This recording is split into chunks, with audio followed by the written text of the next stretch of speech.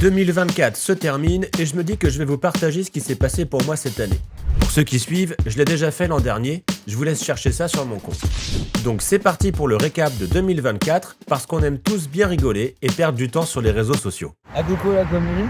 Ça commence avec la Crète, départ pour Rétimnon. On est parti faire un film dans un hôtel qui s'est équipé d'une nouvelle pompe à chaleur géante. Bon, s'il y a bien un endroit magnifique à filmer, c'est la Crète. Et je parle même pas de la bouffe qui est clairement une des meilleures destinations pour ça.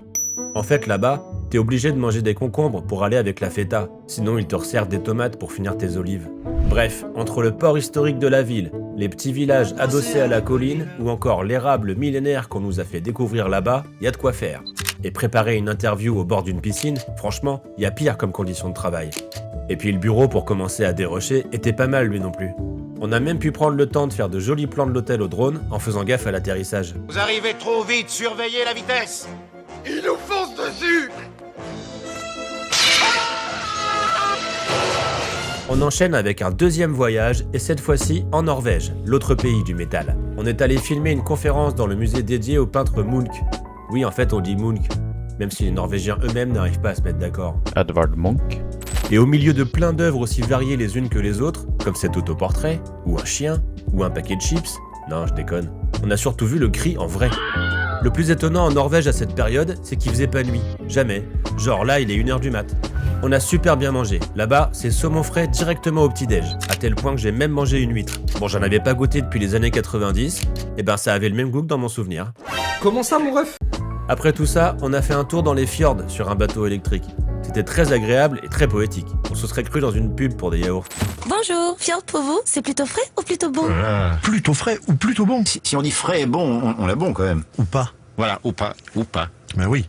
En juillet, il y a eu Évian. Bon, là, je triche un peu, c'est un projet que je fais chaque année depuis 5 ans maintenant. On délocalise un bureau de prod entier pour venir filmer le tournoi de golf féminin à Évian-les-Bains. Et comme d'habitude, des paysages magnifiques et des images incroyables à faire en une dizaine de jours.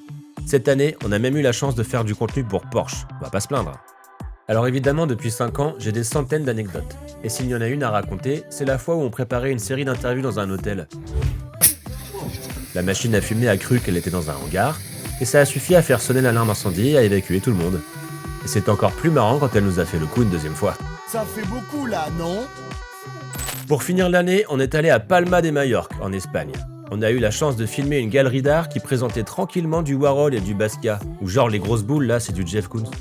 On avait carrément loué un petit appartement pour la semaine, histoire de télétravailler tranquillou. La ville est magnifique, les Majorquais sont très gentils, et en plus on peut acheter du jambon à chaque coin de rue. Le genre d'endroit où tu peux prendre 1 kilo par semaine. Bon, si j'ai pu faire autant de voyages cette année, c'est encore une fois grâce aux pingouins et leurs fabuleux clients qui nous envoient aux 4 coins de l'Europe pour faire des vidéos. Il y a eu aussi d'autres très beaux projets en 2024, mais c'est plus intéressant de frimer un peu avec tous les voyages qu'on a la chance de faire ensemble. Je pourrais aussi vous raconter comment j'ai passé beaucoup trop de temps à parler avec ChatGPT cette année, pour lui faire deviner à quoi je ressemble par exemple, ou lui demander de m'imaginer en jouet, mais ce sera peut-être dans une autre vidéo. Et on croise tous les doigts pour que 2025 nous fasse voyager tout autant et que je puisse faire un 3e récap l'année prochaine.